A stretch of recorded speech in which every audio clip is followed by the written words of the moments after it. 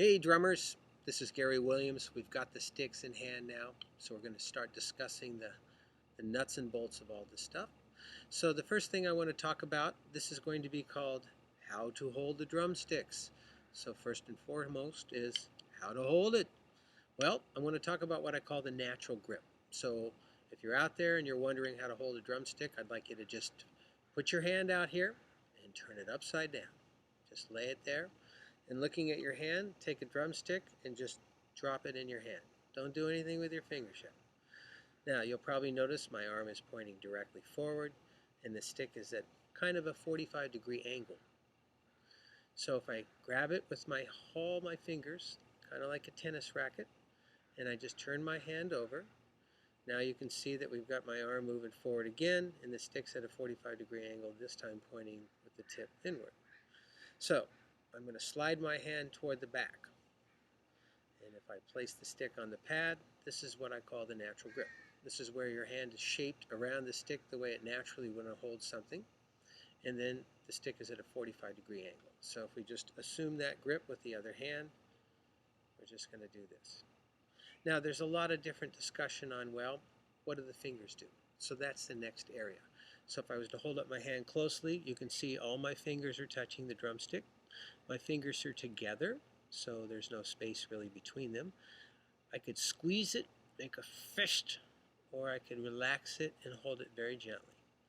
Now certainly I can start to open my hand up and start moving the stick like this, so that really only my thumb and index finger is touching the stick. If I want, I can shift that to the middle finger and I can move my hand like this. So you get the little devil ears between the index finger and the pinky. But for the most part, when we first start, we just want to have kind of a full-handed grip to where we're touching the stick with all our fingers just to get an idea of how it feels to hold this and move our wrist up and down. So the next area is, okay, what do we do with the wrist? Well, I think if you held your arm out and you moved your wrist up and down like a little kid waving bye-bye versus move it side to side, whether it's in a fist or your fingers extended, you'd probably notice that your hand just seems to have a farther range of motion flapping up and down than it does from side to side. So there's a strong case in point to argue that perhaps the flat hand position would be your best starting point for the ease of motion, the full range of motion you have. You place a stick in it, up and down you go. Take your hand, pretend you're knocking on the door. You'd probably knock like that. So again, that's the up and down movement of your wrist. All right, so if we assume that in both hands, this is a very natural method of stroking the drum, or in this case, obviously the pad. Okay, what about the arms? Well, you can use the arms. There's a lot more height you're going to gain, a lot more weight, a bigger splash from the high dive than the small dive, of course. So gravitational pull, momentum is all going to add some more weight. In fact, really height is the key to more volume, or more specifically, volume comes from weight, actually not from strength. An example would be if you held your wrist real close to the drum and punch the drum, smack it really hard, versus held the stick quite loosely and made a large stroke, like if you're going to split a log, you can definitely hear the difference. I'm holding the stick loosely, so it's the combination of the height and the whipping motion that produces a nice full sounding stroke. So volume comes from weight and height, and for the most part, if you keep your grip loose and relaxed, you're going to get a great sound. So I'm going to show you the difference between a tight-handed grip and a loose-handed grip. So if I hold the stick very tightly to start with, I'm going to start tapping the drum and then gradually loosen my grip and then gradually go back to a tight grip. You'll really be able to hear the difference, I'm sure. So here we go.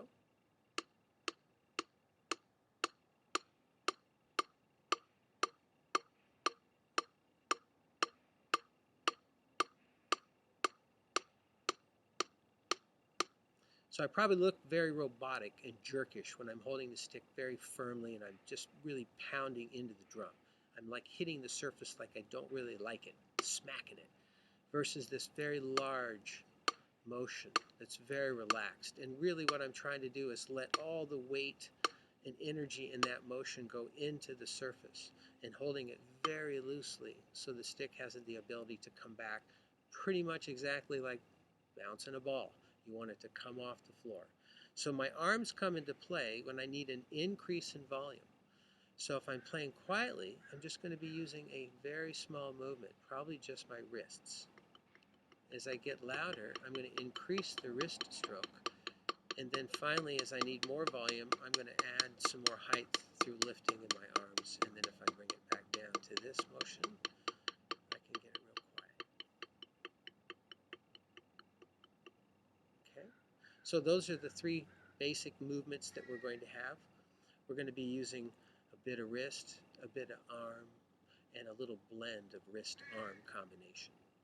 Now when it comes to the different strokes that we're going to be playing with, specifically relating to connecting all this, fingers, wrist, and arms, I like to describe them in three different categories or three dimensions. There's the wristed motion, where I'm gripping the stick somewhat firmly, not too tight, but just more of a hands-on, and I'm moving the stick down and up. My fingers stay wrapped around the stick, so I'm not allowing any movement of the stick in my hand, so everything that I do, I have to earn, all the down and up strokes. So that's a wristed motion, and I can do that 2 in a row, 3 in a row. So if I'm doing single stroke rolls, I can hold the sticks firmly and wrist them up, which is very tight, but sometimes a very effective, energetic kind of quality.